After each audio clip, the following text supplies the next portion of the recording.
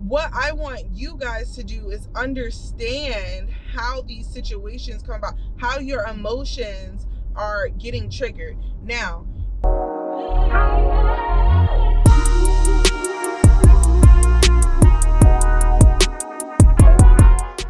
okay, so today I am driving to my partner's mom's house. I told y'all last time that I've been recording on my GoPro, so he bought me a bunch of stuff, but it went to the wrong address. And so his mom lives like an hour away. So I figured why not make a video while we do that. It's going to be a little bit noisy, but I still need, so hopefully it's not too loud. Basically, what I wanted to talk to you guys about today is how you guys can actually start to attract abundance. I talk a lot about mindset on this channel, but I don't think that I've really gotten into the gritty details of how to do it. So the first thing that I kind of just want to say is the first thing that you need to do is identify the type of mindset that you have.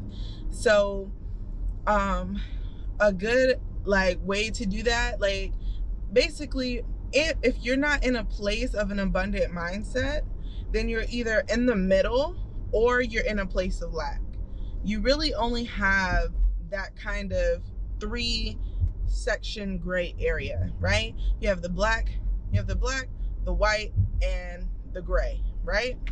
So essentially, what you need to do is really focus in, hone in, and really assess, how do you handle situations? You know, when a situation comes up that makes you uncomfortable, are you the one that is going to are you the one that has so much resistance to the situation, you're unable to see what you did wrong, and you're giving the blame to everyone else?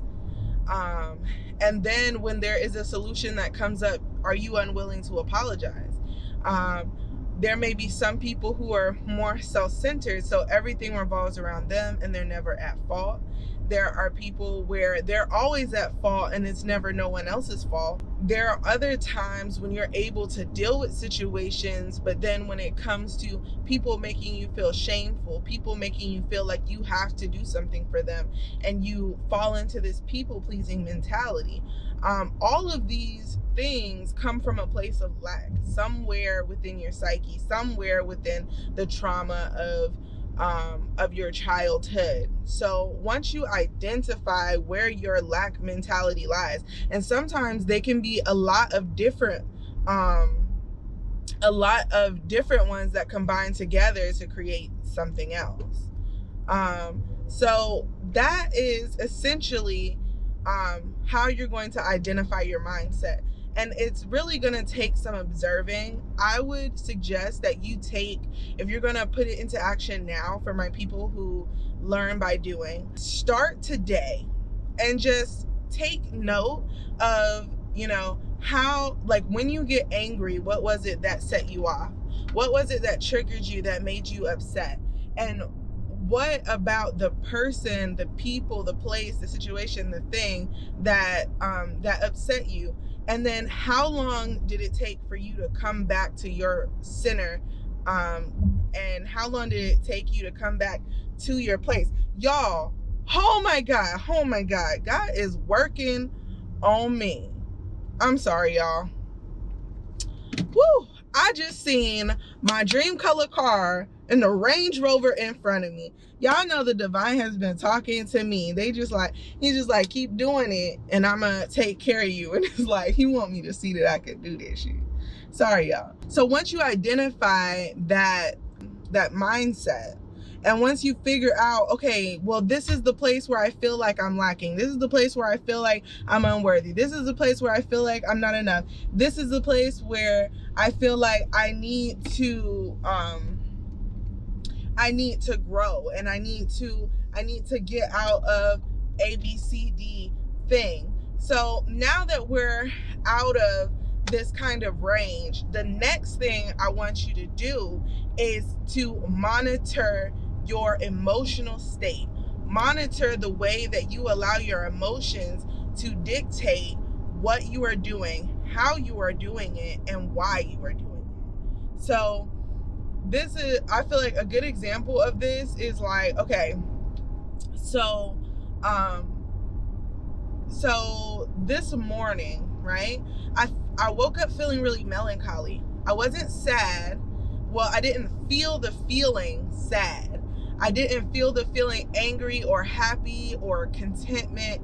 It was nothing. Like, I just felt like when I woke up this morning, and I couldn't figure out how I was feeling. And then I realized I'm experiencing multiple sets of emotional reactions all at one time.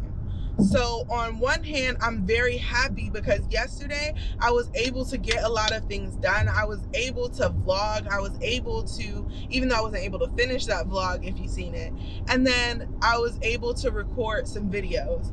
Today, I woke up and I felt proud of myself.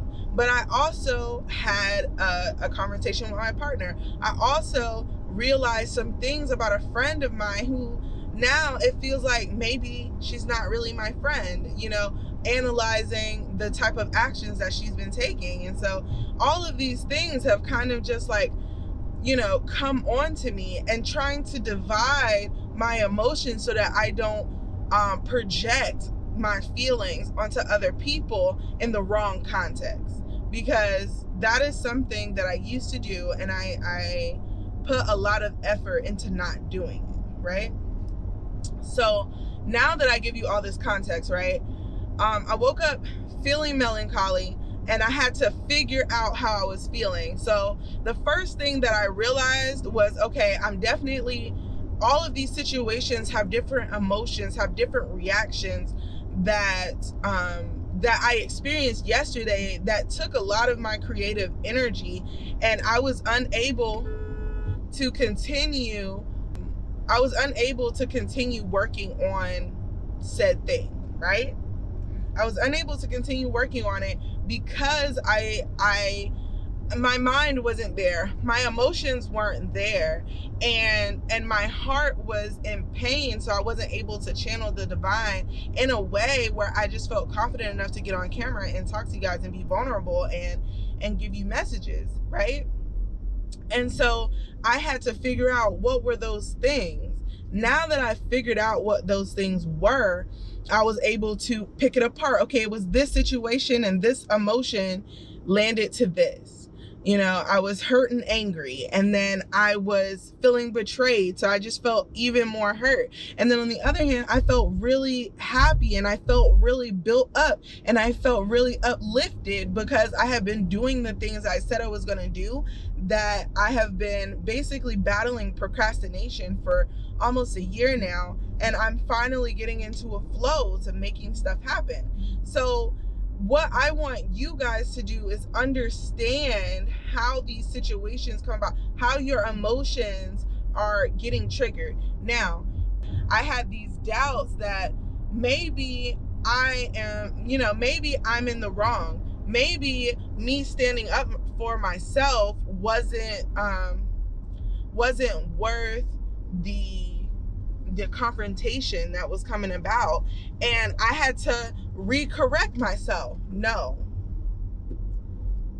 I have to stand up for who I am and who I know myself to be, and I can't allow someone to project what they are experiencing emotionally, physically onto me and make me degrade myself.